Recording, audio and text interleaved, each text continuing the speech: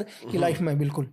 शास्त्री जी की जो घटना थी, कई लोग कहते हैं कि सीआईए ने वो किया था, आप लोग सीक्रेट सर्विस में रहे हो, फर्स्ट साइट सुनकर आपको क्या लगता है एक्सपीरियंस से कि उनको सीआईए ने मरवाया था? सर मुझे लगता है सर, देखो कि मुझे 90% अगर मेरे से आप पूछो, मेरे पास कोई एविडेंस नहीं है। मैं कहता हूँ चाहे अपने शास्त्री, गट फीलिंग की बात कर रहा हूँ। गट फीलिंग में कहता हूँ, चाहे शास्त्री जी हो, चाहे होमी बाबा हो, इन सबके पीछे सीआई का ही हाथ है सर।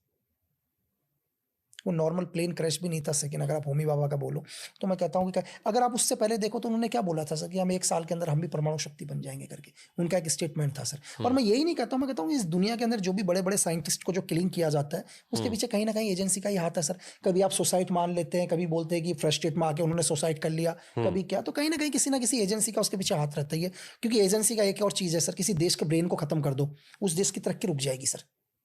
सर देश का ब्रेन कौन है सर? यही काम स्नाइपर का भी है। तो देश का ब्रेन काम भी एक साइंटिस्ट ही है ना सर, उस ब्रेन को ही खत्म कर दो सर।